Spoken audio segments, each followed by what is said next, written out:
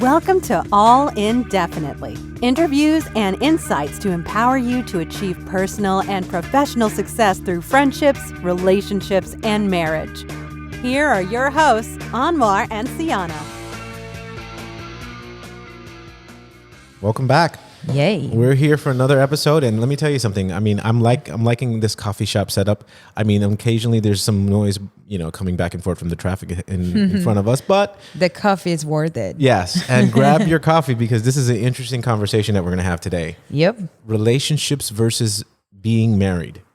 Yeah, but I think you need to start by telling us what does being married means to you.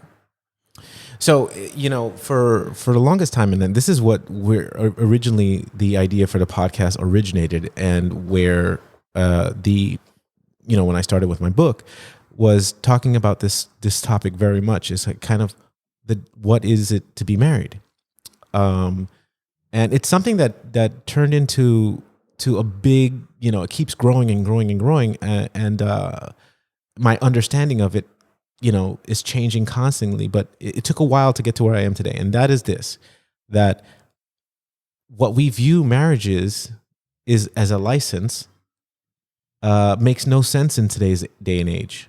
Right. What do you think about marriage? I mean, but let's say before you met me, because I probably had so many conversations with you about it. But like, when you think about marriage, what do you think about? Well, now I need to clarify this because last time we talked about the elements of marriage. So when you're asking about marriage right now, are you asking about those elements that we were talking about, or you're asking about the legal marriage? No, I'm talking about like when you're visualizing yourself as a young girl and you're saying, I want to get married one day. Mm-hmm. What are you visualizing? What is that look like? What does it look like? A big wedding with a nice white dress. Right. I mean, okay. But no, like, from a very young age, I would like to say like 13 maybe, I understood that the paper had no purpose, like the license, okay. And I always thought that I don't need it. Like, why, if you love the person, you want to spend the rest of your life with that person, whatever the case might be, why would you need to sign a paper for that, And I mean, interestingly enough, I had to get married with the paper and not with a wedding, but that was a different case, And but yeah, definitely. Like, well, we'll talk about that with me. What happened? Well, we wanted to go to Spain, and I'm a Spanish citizen. And so for my husband, in that case, to be able to go to Spain, we had to be married. So that's what we did. But that was the whole reason why we got married. Like, we loved each other, but we weren't prepared to have a wedding at the time. We actually didn't even have a wedding. We just went to the courthouse, signed, and that's it. Okay, so let me ask you this. Using that same example, prior to you signing that paper, did you consider him your husband? Did you introduce him as your husband? Just what do you say to people? No, back then I didn't know you. So of course was, even being my husband, I would tell people he was my boyfriend because the word husband sounded like so old to me. I'm like, I don't feel you like my husband. We've never had a wedding, like, like a real party, It was just like sign the papers. So in my mind, he was not my husband. He was my boyfriend. And we lived together. We had, the same bank account and all that. But still, like, in my mind, he was my boyfriend. Yeah. And this is where I started because when I went, because I was in a 5-year marriage, and when I got a divorce, I started to ask myself, what was the whole paper about? It was different because the part that I was married legally hit me at the divorce. Right. And the reason why it hit me at the divorce, it wasn't money or anything that, the separation of assets or anything like that. Nothing like that. What hit me was when I went to the courthouse and had to go before a judge who's just some guy. Right. And talk to that judge and fill out the applications and pay for the processing. And then this judge granted me permission to get a divorce. Yeah. So then I was like, that is the weirdest thing I've ever heard of or ever went through, was going through a process where we were already going through emotional breakups. Yeah. But at the same time, having a judge say, okay, now I give you permission. Somebody who doesn't even know you. Doesn't even know you. Yeah. So that's when it hit me. Now, it hit me like I was like, well, what did I just get myself into? I know. I mean, now that I know, and so I started looking into it. And interestingly enough, the whole licensing process started, hundreds of years ago. And well, mostly it started in the 1800s, but there was ways to show certificates with the church even before that. States started getting into licensing marriage because they didn't want people from different ethnic backgrounds to marry each other, because women were not equal to men. Right. Women, for the longest part of this, even majority of the time that we've been in this country, women were not equal to men. The first when it says "we the people," they weren't referring to women at that point. And so women couldn't vote. Women couldn't get an education. Women were belonged in the kitchen, cooking and taking care of their husband. They were like assets. Right. It's like less than men. You're there to serve your husband. Yeah. And being a property, wanting to own property, we started licensing people. Right. The problem was the churches decided like they would marry sometimes people that were not of the same ethnicity, and states had a problem with that. So they wanted to give you permission, giving you permission in terms of a license, saying that I want to prove that both of you are white, so that's why you get a license for your marriage, and everyone gets. It's a very important title that they put on it, and only then would they honor that license if anything happened. Like, for example, if your husband died and you didn't have children old enough to take on the asset, they would, pass it on to you, but only if you had a license that they approved of. And that's where it comes from. It's not about the states being in it for money or anything like that. It turns into being money, a whole process. But it started with the philosophy that women are property, and that you are that's why you take on the man's name, and that that they want to ensure that both people are of the same race. Now, today's world, that is mostly irrelevant. In America, completely irrelevant. Does not matter at all. Nobody cares about that. Women are equal to men in every way. And there are some a little bit work left to do, and I'm not saying that everything is done, but for the vast majority of people, we've evolved. Progressed. We've progressed as a society. So the whole notion of a licensed marriage should not exist anymore, and that's one of the main points that I talk about often, that I talk in my book about, that I share with people. They know about this, and it's not that. And here's confusion. I have this problem, Sienna, that people think that I'm not a fan of marriage because I don't believe in the licensed marriage. Right. That's the biggest misconception. Well, exactly. That's the concept that people have about marriage. It's just sign the license, not everything else. The experience, the partnership. That's not being married for them. Correct. And so it's to the point right now that, I mean, if you have a license, usually what happens with that license is, so here's the benefit to society today. This is what people look forward to a license for, because it's a barrier for exit. Yeah. Everyone knows that it's very, very difficult and costly to get out of a licensed marriage. And people are so used to, or so worried about being alone, that they like to have that sense of liability. Yeah. What do you think about that? No, it's definitely that. I mean, I know that, and this is my part of research. Yours is Tinder, but mine is going to be the license. I know there are other reasons, such as like the assets, or maybe like I've heard from other people like, oh, if something happens to my spouse and he is in the hospital, I want to make sure that I can make decisions for him and not somebody else, different to our little family, or, cases like that involve property, or even the kids.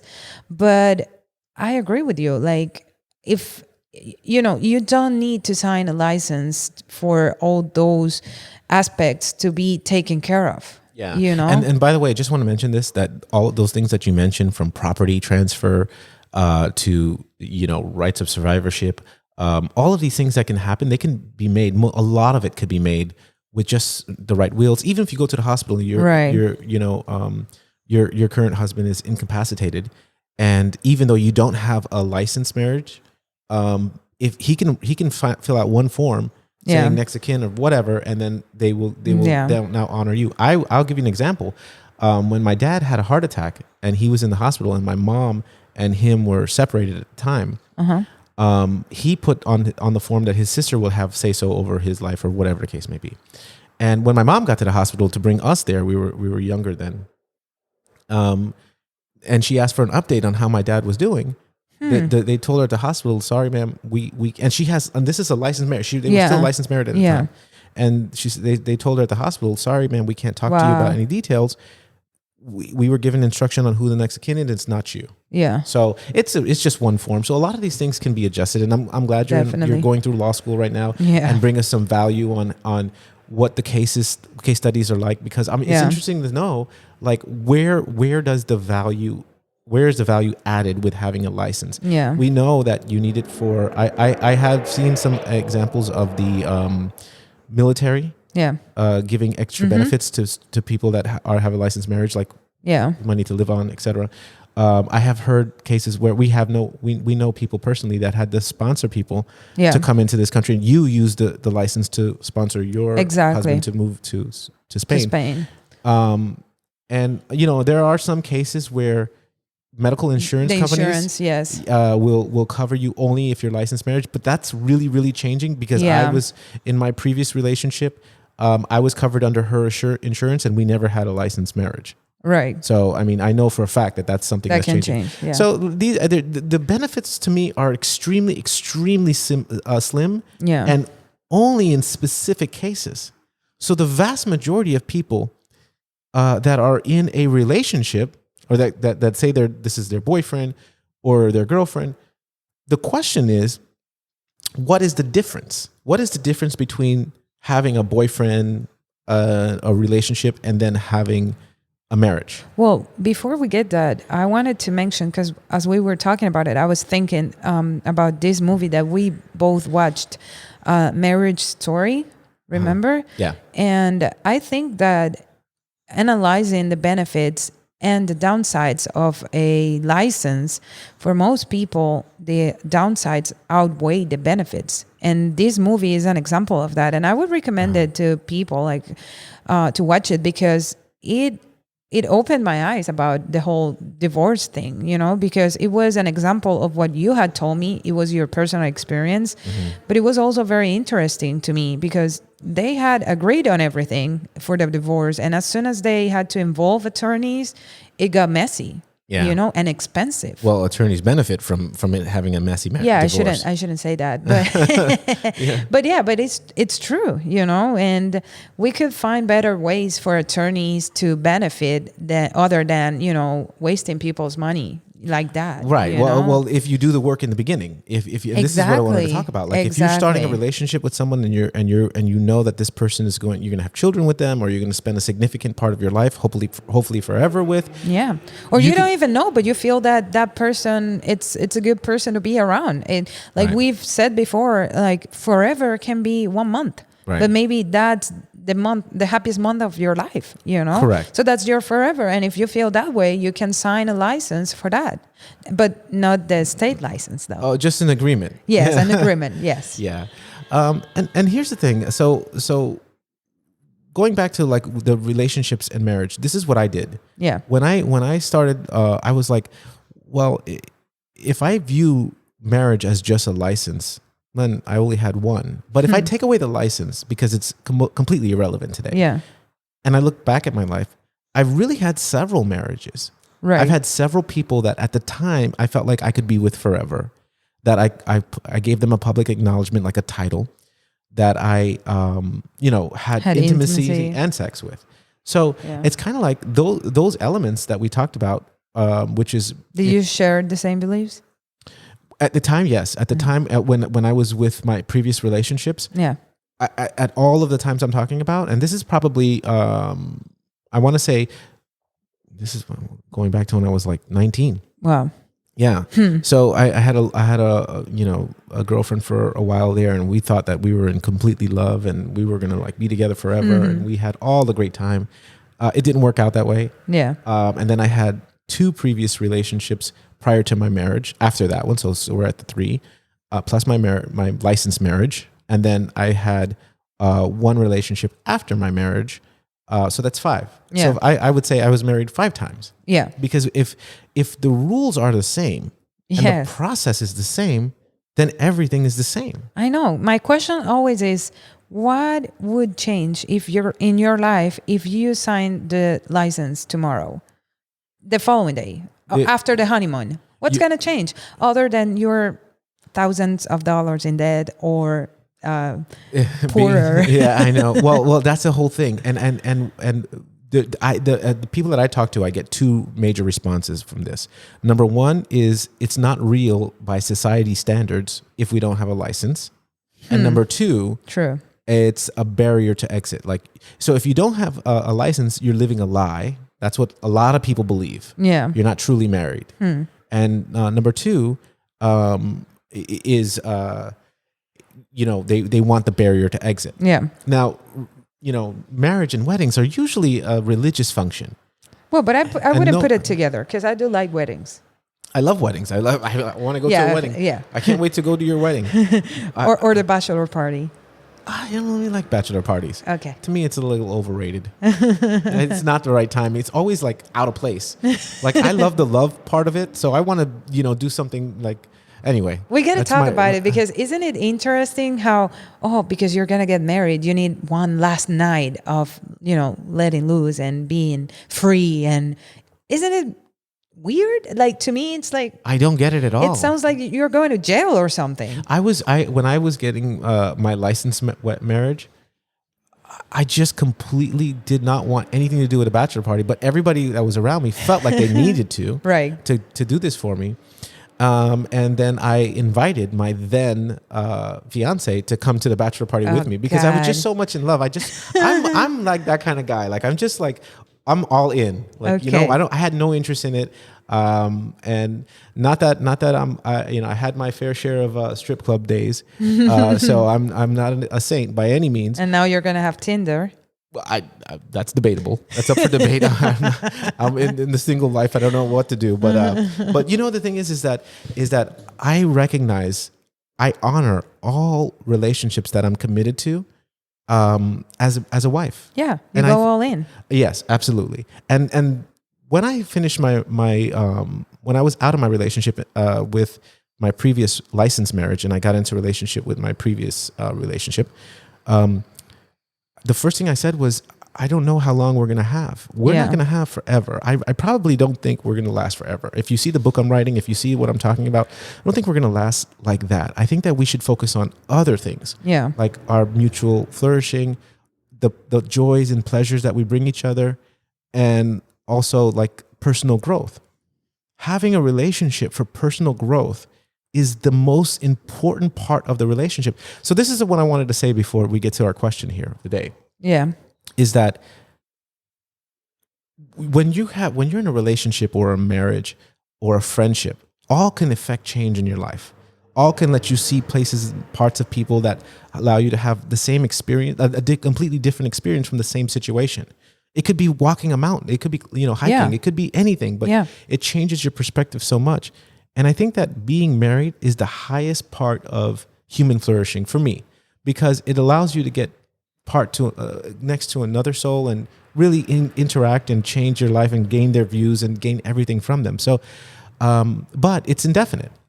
So the sad part is that it doesn't. It's not. I don't want to call it sad. The reality is it doesn't last forever. Yeah. And people want it to last forever.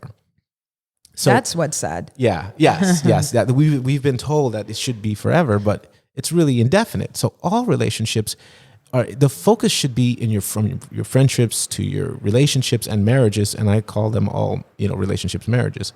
So you'll hear me say that from time to time, but that doesn't necessarily mean licensed. No, it does not mean licensed. Yes. I don't agree with that. Yeah. So that should be your main focus on how are you growing from this scenario, like this situation, and and knowing for sure, in all likeliness, it will probably not stay the way you think the flourishing marriage is staying. Right. So it just dies out. It's time for you to move on and learn and grow and go. So it's my difference of philosophy, because I know a lot of people want to hear that, you know, you're going to be together forever. And this is a show about marriage and being all in and relationships. And this is the secrets of being married forever. Well, that's not the secret. Yeah. The understanding is marriages and relationships and friendships do not last forever. Yeah. They're all indefinite and for an unspecified amount of time. Exactly. Okay, so do you want to read our questions for today? Like, let's read this question. Yeah, this is a very interesting one. So it's our friend Stephanie, who lives in Pennsylvania with her longtime boyfriend and their beautiful daughter. Okay. For the longest time, Stephanie says, I have wanted my boyfriend to ask me to marry me. I have given him all the hints. I have tried on rings with that we were taught when we were walking through the mall. I brought up the topic on numerous occasions. At first, he was using the excuse that we needed to save money to buy a house. And so we did, and I waited. Then he wanted to save to pay off some debts. And now I am growing frustrated and even offered to skip the wedding and just get married in the courthouse. With all my efforts and family pressure, he still comes up with excuse after excuse. At this point, I don't know what he is so worried about. What can I do to finally get married and be settled in my marriage? Yeah, that's a very good question, Stephanie. Yes. And, you know, Stephanie, what we were talking about right now, you are already married. Yes. You're already married in every single way. They own a house. They have a daughter. They live together. They love each other. Right. They are married. That is marriage. That is what you're supposed to do. So first thing you need to do, Stephanie, is realize that the license that you're thinking that you don't need anymore. We live in a good country, a great country that you're equal to your spouse in every way. And you have the ability to not need the license, not need permission from any state to be with anyone. You can live with anyone. In other countries, by the way, you cannot live with someone unless you have their license from the state. Really? Yeah. Wow. And so, but here, I mean, it's ridiculous. Yeah. So you're already married. And then the other question is why doesn't he, the guy, want to actually get a license with you? What do you think about that? Well, I mean, there are multiple reasons that could happen. We would need to, talk to him and find out. But some people just don't want the license. Like if you ask me right now, I don't need the license. So why would I get it? Because I know that, everything, I mean, relationships are indefinite. So why are we going to go through when we decide to break up? If we decide to break up. Yes. Yeah. And it's true. It is an if, and it's true. It doesn't always happen. And it doesn't mean that if you truly believe in the forever, in your forever, which means happily ever after, it doesn't mean that you're going to break up. But if it happens, you're going to make everything even more complicated than it already is, because then you have to involve attorneys. You have to involve, like you were saying, a judge who doesn't even know you, and he has to make a decision for you. It's almost like a crime, because that's what judges do when there's crimes involved, right. And I don't know, like, honestly, Stephanie, I think that you should just be happy with what you have. It seems like you have a very good life, and don't feel frustrated, because I think that energy you could focus on being and enjoying your life and your family. That would be better for you and for your spouse in this case, and your daughter. Yeah, and I will add, you are all in on your relationship, exactly. and your marriage, because you do own a house together. Yeah, you guys have two dogs, fur babies together. So in every way, you're taking it very serious and enjoying your time, which is admirable. But yeah, you don't need a license, and it's working well for a lot of people. Exactly. And Stephanie, I will say this: I mean, the focus is not to get a license. You are in every way already married. It is your state of mind. But what I would tell you to do is this: write down what you're most, what you appreciate the most about your in this case boyfriend, but I call him your husband. Write down what you admire the most about him. write down the times that you flourish the most together, or that you guys find each other in the most pleasurable experiences. And I want you to focus on just spending time enjoying your marriage, enjoying the growth that you're getting from him. Let him see the part of you that he appreciates, and talk about this stuff together, because the relationship is where this moment in life is your marriage. This is what you should be focused on. It's not like some imaginary place that you get to after you sign a license and then you start a life together. That's not going to happen. What's going to happen is the personal growth, the flourishing that you're getting right now, the pleasure that you're bringing each other. That's what should be your focus, not on getting a license. So I will say, focus on those things. Write them down together. Talk about it, and just be honest with each other. And I think that you'll enjoy your marriage already in a great way.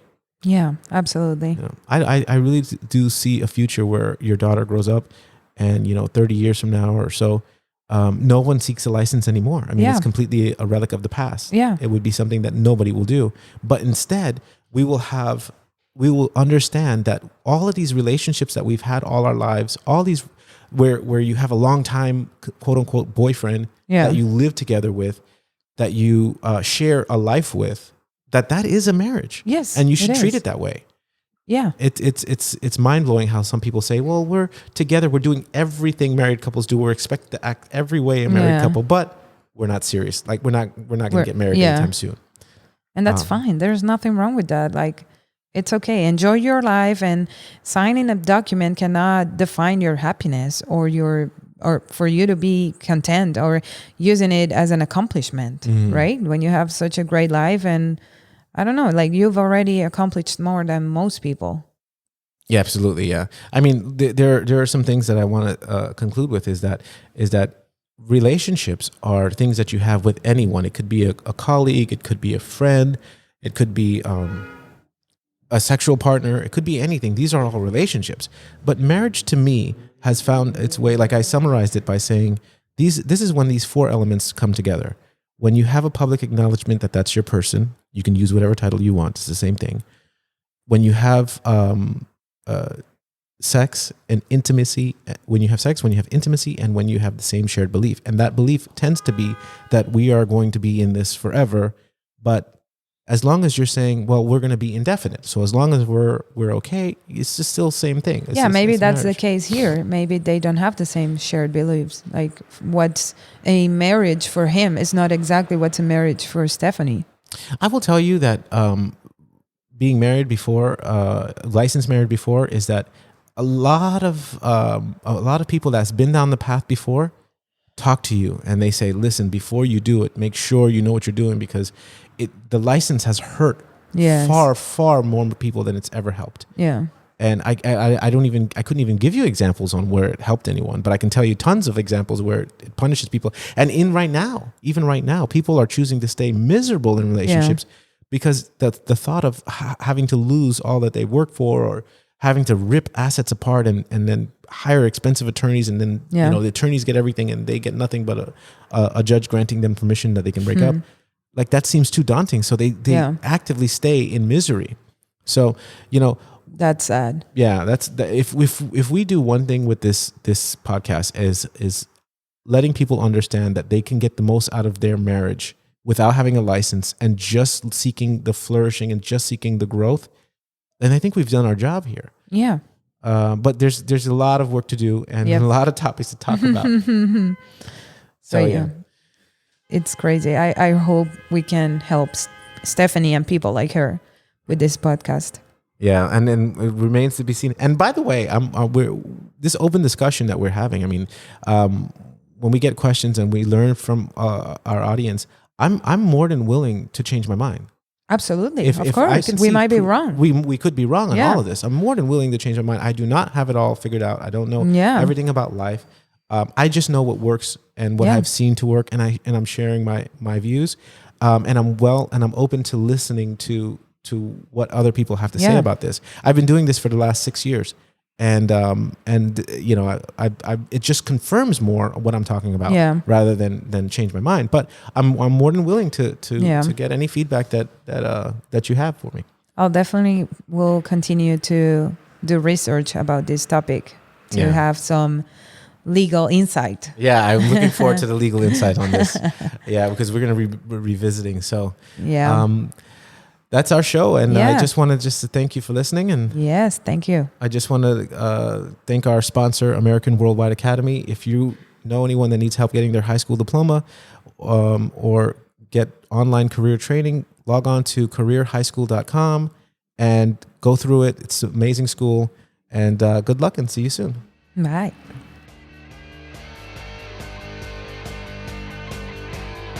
You've been listening to All Indefinitely. Help us spread the word by subscribing and sharing the show.